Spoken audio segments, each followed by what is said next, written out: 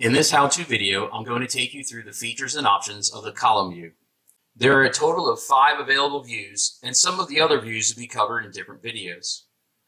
This is the most flexible and customizable view and can be used to see the details about artifacts in one view.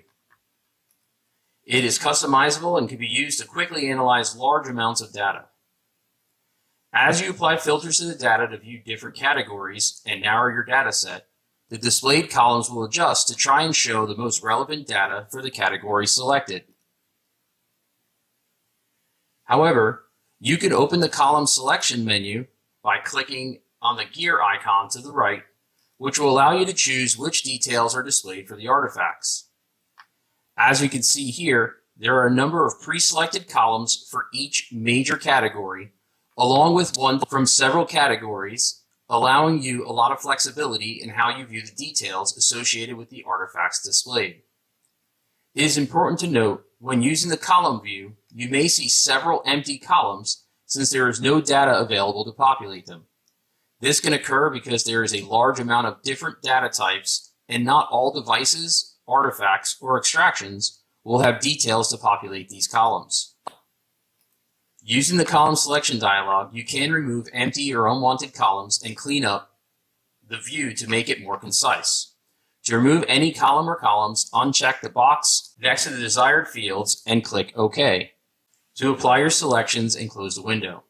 You can move the columns around, sort by a specific column, or if necessary, you can add multi-level sorting by holding down the Shift key and selecting a total of 3 columns. In the column view, there is also an option to export the current set of data to an Excel or open document spreadsheet. This can be useful to provide a small subset of the data to another investigator or to use in another program. For an example, I'm going to filter the data to show the contacts.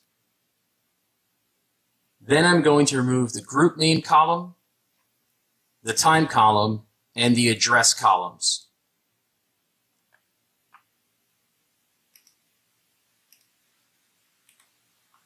Since these columns are either empty or not relevant at this time, I can remove them to make my data more concise. Now, I'm going to sort my data by email descending, along with the telephone number descending. So I hold down the Shift key and click on the top of the telephone column until it shows the down arrow. Now I can see all the contacts with either a phone number or email address at the top of the columns in the view. Now we can export these contacts out to an Excel sheet to provide to another investigator, use in another program, or use for investigative leads. To do so, I'll select the first entry, which has an email address, then scroll down to the last entry with a phone number, and while holding Control and Shift down on my keyboard, I will click the last entry. With the desired artifact selected, I can click on the Column View Export button. Under Artifacts, choose Selected to get just the 36 artifacts with the email addresses and phone numbers. Make sure my output format is set to Excel, which it is. Select a location for it to save to. And under Other Options, I'm going to check Open File after export so we can see what the result looks like. Then click Export. It will take just a few moments for XAMN to export out these contacts.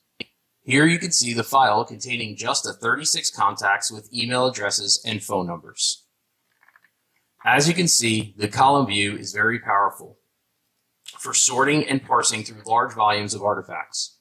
This was just one example of how you can use the column view to assist you in finding the relevant artifacts in a case.